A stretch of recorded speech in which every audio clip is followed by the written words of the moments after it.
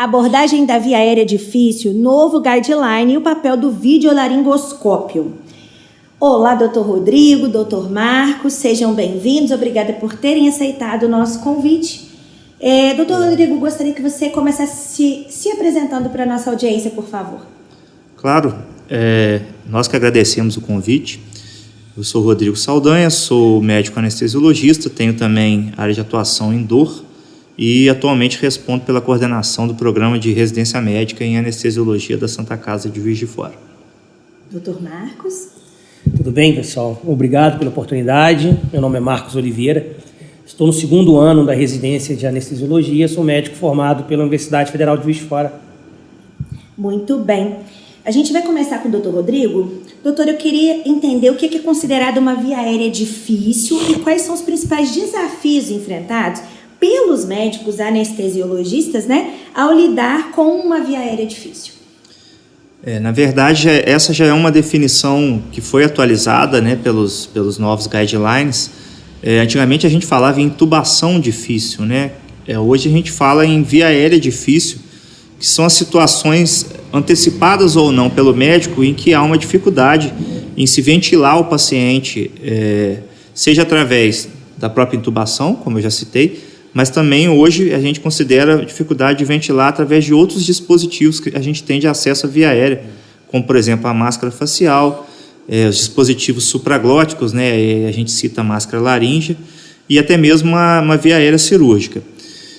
Ainda existem situações que hoje e esse guideline também traz isso, a gente chama de vias aéreas fisiologicamente difíceis, que não são aquelas vias aéreas anatomicamente difíceis, são situações em que você precisa abordar o paciente e que esse paciente, por exemplo, não tem uma reserva cardiorrespiratória boa e que você tem que fazer isso de forma mais rápida, ou tem um risco alto de broncoaspiração do conteúdo gástrico, e aí essa abordagem, esse processo de sedação do paciente para a abordagem da via aérea, às vezes fica mais complicado.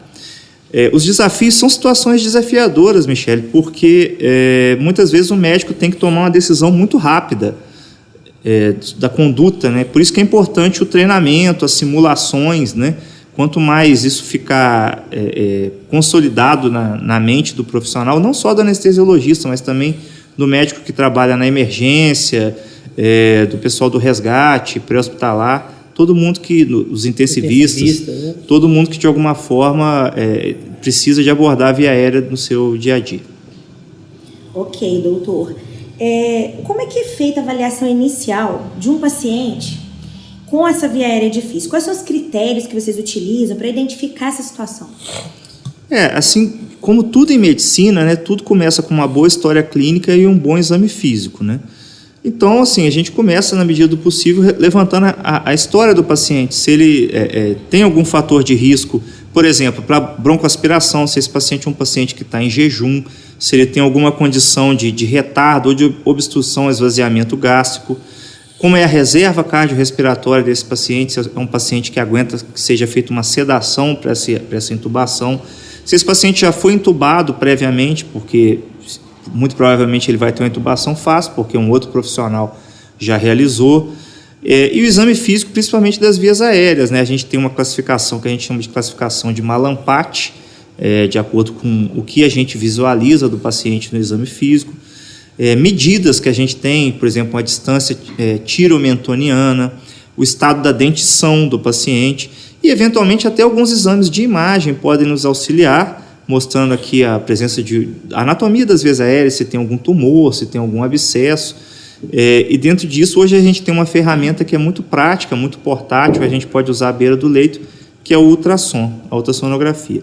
Mas o mais importante é que sempre que possível essa avaliação seja feita, para o médico não ser pego de surpresa, que aí tudo fica mais complicado. E o ideal, sempre que você fizer essa avaliação, também registrar no prontuário. É importante hoje em dia ter esse registro. Então, esses recursos que você citou agora, eles estão disponíveis na Santa Casa de Juiz de Fora para os anestesiologistas? Com certeza.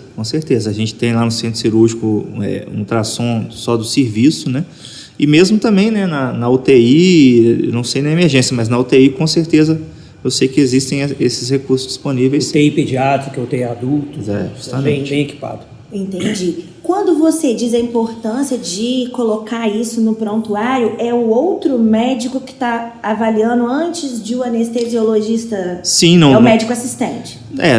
Nada impede que esse paciente tenha que ser reabordado em algum momento durante a internação ou mesmo ao longo da sua vida. Né? Então, essa avaliação será útil exatamente para outros que vierem depois. Entendi. Né? Então, para o anestesiologista é importante que o médico assistente coloque esse detalhamento no prontuário para melhorar o acesso aí. Sim. Ok. Só complementando, sim, o ideal é que antes de toda cirurgia seja feita uma consulta pré-anestésica também. Ah, sim. Então existe essa consulta. especialista, um anestesiologista, talvez o mesmo que vai fazer o procedimento, talvez não, avalie esse paciente porque olha de uma forma mais técnica, mais profunda. Né? Como o doutor Rodrigo Saldanha disse, a gente tenta prever ao máximo as dificuldades, mas lembrando que as dificuldades podem existir mesmo não sendo previstas. A gente acha que está tudo certo e chega na hora, tem algum problema ali a ser enfrentado de última hora. Até porque medicina não é uma ciência exata, né? Exatamente. Então, quanto mais detalhada essa avaliação no início, maior chance de sucesso. Compreendo. Inclusive, a consulta pré-anestésica é inclusive uma recomendação da última resolução do Conselho Federal de Medicina, que seja realizada uma consulta pré-anestésica antes de qualquer procedimento eletivo. A questão é que existem as urgências, nem sempre a gente consegue fazer essa avaliação com a devida antecedência, mas o ideal é que seja sempre feito previamente em algum momento antes da cirurgia. Compreendi. Ok. Doutor Rodrigo, ainda conversando, né? Mas fica à vontade, viu, doutor Marcos? Obrigado. Como você fez essa interação, que agora pode fazer outras, fica à vontade. Obrigado. Você poderia nos falar um pouco sobre a nova orientação para abordagem da via aérea difícil? Porque houve uma mudança no guideline, né? Quais são as principais mudanças em relação às recomendações que existiam anteriormente? Como é que elas ficaram agora? Só explicar assim um pouco o que é um guideline. O guideline é um consenso de especialistas, né, que foram indicados por diversas associações de medicina, principalmente a Sociedade Americana de Anestesiologia, mas foi uma força-tarefa de várias outras sociedades que trazem para os médicos orientações que você deve adotar, adaptar ou até não realizar, dependendo do contexto clínico que você tiver. Então, assim, é uma coisa para auxiliar, mas não é nada engessado, né? E o que esse novo guideline bateu muito foi realmente na questão da preparação para a abordagem da via aérea. Eu gosto de uma frase do Abraham Lincoln, que ele fala o seguinte: se você me der 6 horas para eu derrubar uma árvore, eu vou ficar 4 horas afiando o machado. Que é basicamente isso, a gente se preparar o máximo antes, né, para poder fazer a abordagem da forma mais segura possível. Então, assim, quando o paciente tiver lúcido, explicar para o paciente o que vai ser feito, administrar oxigênio suplementar para o paciente durante todas as etapas, né, verificar o material, né, se está tudo disponível à mão. Um erro que a gente nota muito, né, Marcos, quando a gente vai ajudar as intubações, a gente é chamado para auxiliar as intubações fora do nosso setor, é a questão do posicionamento, sabe? Nem sempre é uma coisa que ajuda demais e nem sempre os nossos colegas fazem um posicionamento correto para a intubação. No caso de uma intubação acordada, e depois eu vou discutir um pouco sobre quais as indicações de intubar acordado, fazer uma boa anestesia tópica no paciente, secar as vias aéreas, tentar dilatar as vias aéreas, né? A intubação acordada ela deve ser feita na seguinte situação, que é um paciente que você já tem uma previsão de via aérea difícil, de ventilação ou laringoscopia difícil, e além disso, ou ele tem um estômago cheio, ou ele tem um risco de saturar rápido, ou ele tem também uma ventilação sob máscara difícil, né? E aí a gente opta pela intubação acordada, que não é intubação na marra, né? A gente pode fazer uma sedação no paciente, uma sedação consciente, de uma forma que ele fique sonolento, porém responsivo quando você chama, uma boa anestesia tópica das vias aéreas, e aí ajuda muito a gente usar uma substância para secar as vias aéreas, para que essa anestesia fique mais efetiva.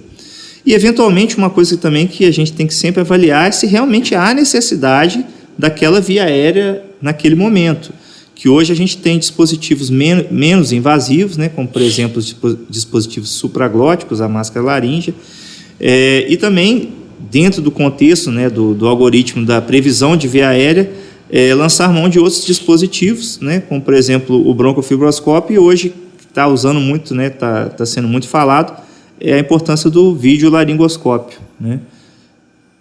Ok, doutor. Doutor Marcos, Pois não. qual o papel do videolaringoscópio, né? O doutor Rodrigo acabou de encerrar a fala dele aí, focando no videolaringoscópio. Qual o papel dele na abordagem da via aérea difícil? Quais são as vantagens, né, dessa tecnologia em comparação com os métodos tradicionais? Os guidelines atuais têm focado cada vez mais no uso do videolaringoscópio como primeira escolha, né, por causa das inúmeras vantagens. A grande diferença, o laringoscópio, ele basicamente tem um cabo, uma lâmina, né, a lâmina entra na boca, o cabo a gente segura. No videolaringo, no ápice do cabo tem um visor e na ponta da lâmina tem uma câmera. Então, aquela câmera vai mostrando todo o caminho que você está passando a lâmina, mostra ali a abertura glótica, as cordas vocais direitinho, exatamente onde vai entrar o tubo, mostra estruturas adjacentes, né, as amígdalas, o esôfago, que é uma estrutura erroneamente entubada muitas vezes e acaba que a ventilação vai para o estômago, não vai para o pulmão, que é uma grande complicação. Então, a partir do momento que você viu duas estruturas, por exemplo, eu vi a entrada da traqueia e eu estou vendo o esôfago, eu sei exatamente onde eu vou entrar. Então, isso traz inúmeras vantagens, né, para o uso do videolaringo. Trabalhos já demonstraram com clareza que a incidência de intubação correta, quando aqueles pacientes que são considerados difíceis, com o videolaringo é muito maior, né, o índice de erro é muito menor. E vão se somando vantagens, né? O treinamento do profissional com vídeo, ele é muito mais fácil do que o treinamento sem o vídeo, do laringoscópio comum. Isso desde o início, né? O próprio manuseio, como antes também. Eu tinha uma curiosidade, quando eu era acadêmico, nunca tinha intubado ninguém ainda, o médico especialista ia tentando explicar o que ele estava vendo, como é que ele fazia. Só que é uma coisa muito pequena. A boca ela é pequenininha, ele está ali em frente olhando dentro da boca e quem está em volta não vê nada. Fica tudo muito lúdico, né? Essa é uma das vantagens do vídeo. No ensino, por exemplo, como tem uma tela, quem está em volta consegue ver exatamente as estruturas. Então, isso ajuda, além de quem está... O preceptor vai fazendo e o residente vai acompanhando. Ele consegue olhar... E é uma coisa muito mais palpável, né? Traz vantagens para quem está executando o procedimento e traz vantagens para quem está vendo, para quem está... E o desfecho para o paciente também deve ser bem melhor, né? Com certeza, com certeza. Doutor Marcos, quais são os desafios mais comuns enfrentados por vocês ao realizar uma intubação com o videolaringoscópio? Existe alguma estratégia para vocês superarem esses desafios? Sim, existe sim, né? O videolaringo é um instrumento que ele foi criado para ser de fácil manuseio, né? Ele foi criado para facilitar o procedimento de intubação orotraqueal. Então, depois que já domina a técnica, depois que já conhece o aparelho, não é difícil, né? Existem algumas situações clínicas que você não consegue o procedimento nem com o videolaringo. Porém, o videolaringo facilita muito. Temos alguns problemas em relação ao videolaringo. Por exemplo, o custo, né? É um aparelho muito mais caro do que o laringoscópio comum. Porém, o serviço ele pode ter um aparelho para o setor. Não precisa cada profissional comprar o seu. O que eu acho que não é a resolução desse entrave, né? Na Santa Casa nós temos nos setores o videolaringo disponível, né? Tem no CTI, tem no CTI infantil, tem no centro cirúrgico. Então, lá na nossa caixinha de via aérea difícil, tem o videolaringo à disposição para a gente usar. Então, em cada setor, tendo a disponibilidade do aparelho, a gente consegue contornar esse problema do custo, né? Um erro muito comum que a gente vê é a questão de treinamento. apesar de ter sido construído para facilitar, uma pessoa que nunca pegou, que nunca treinou, ele vai se enrolar em manusear, porque a visualização indireta pela tela, ela é diferente, né, do que a visualização direta. Então precisa do treinamento. Por isso que o treinamento geralmente ele percorre 3 passos. Primeiro, o conhecimento teórico do que você está fazendo, tanto do paciente, anatômico, etc., quanto do aparelho. Lembrando que existem vários modelos, vários tipos de videolaringo. Então é interessante você ter o conhecimento teórico sobre aquilo. O segundo passo é o treinamento com bonecos, né, com manequins, que é a simulação realística, para que você não coloque o paciente em risco. E, em terceiro passo e último, o treinamento em humanos acompanhado do profissional capacitado. Seguindo esses passos, conhecendo o equipamento, conhecendo ali o que pode ter dificuldade pela frente, a coisa começa a ficar menos difícil, né? Consegue contornar essa dificuldade. Os residentes de anestesiologia recebem esse treinamento na Santa Casa? Isso. A residência de anestesia na Santa Casa é bastante completa, né? A gente tramita ali por várias especialidades cirúrgicas e tem um apoio adequado da coordenação e do hospital para o treinamento adequado. A gente está caminhando para o final do nosso podcast e eu quero saber do Dr. Rodrigo quais são as perspectivas futuras no campo da abordagem da via aérea difícil.